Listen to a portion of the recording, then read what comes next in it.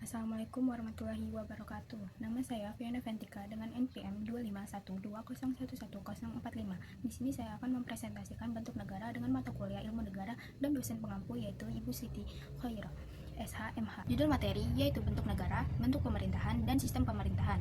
Yang pertama yaitu bentuk negara menurut teori-teori modern. Bentuk negara terbagi menjadi dua, yaitu negara kesatuan dan negara serikat. Negara kesatuan itu sendiri bentuk suatu negara yang merdeka dan berdaulat dengan satu pemerintahan pusat yang berkuasa dan mengatur seluruh daerah dalam pelaksanaannya. Negara kesatuan terbagi ke dalam dua macam sistem pemerintahan. Yang pertama sentral atau sentralisasi, dan yang kedua otonomi atau desentralisasi. Selanjutnya, negara serikat. Bentuk negara gabungan yang terdiri dari beberapa negara bagian dari sebuah negara serikat.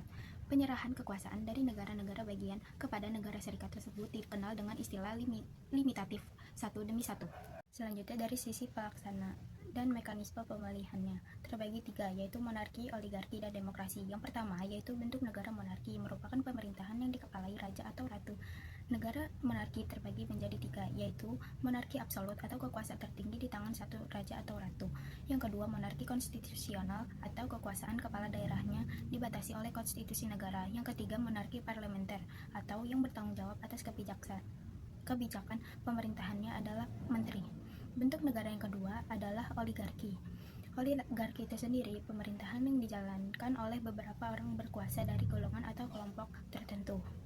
Bentuk negara yang ketiga adalah demokrasi. Demokrasi itu sendiri pemerintahan yang berdasarkan kedaulatan rakyat. Selanjutnya, bentuk pemerintahan ada dua, yakni monarki dan republik, di mana pemerintahan monarki ini yang dikepalai oleh raja, terdiri atas tiga, yakni monarki absolut. Monarki mutlak atau monarki absolut merupakan bentuk monarki di mana seorang raja mempunyai kekuasaan penuh untuk memerintah negaranya. Yang kedua, monarki konstitusional.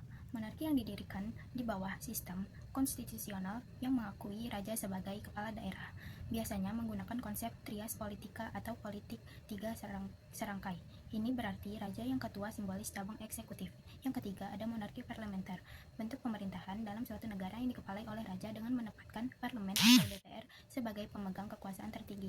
Bentuk pemerintahan yang kedua yaitu republik, yang dikepalai oleh presiden, terdiri atas tiga, yakni republik absolut atau diktator. Cronenberg menyebut dengan istilah autokrasi, sedangkan autokrator menyebut dengan istilah otoriter. Yang kedua, republik konstitusional, yaitu suatu bentuk pemerintahan yang dapat mempraktikkan sistem pemerintahan presidensial maupun parlementer.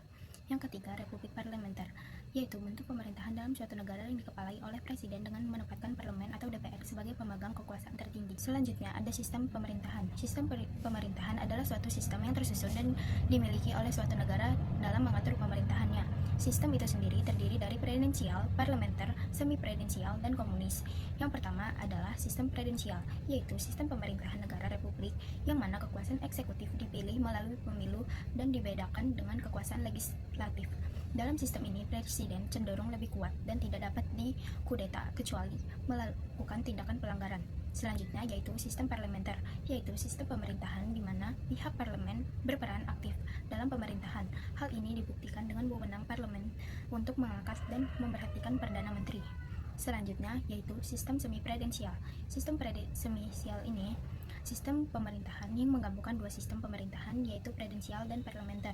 Sistem ini disebut juga dual eksekutif atau eksekutif ganda. Selanjutnya yaitu sistem komunis, yaitu merupakan sistem anti-liberalisme dan menentang kepemilikan akumulasi modal pada suatu individu tertentu. Sistem komunis juga mengharuskan segala alat produksi dikuasai oleh negara dengan tujuan untuk kemakmuran rakyat. Indonesia sendiri bentuk negaranya adalah kesatuan, bentuk pemerintahannya adalah republik, dan sistem pemerintahannya yaitu presidensial.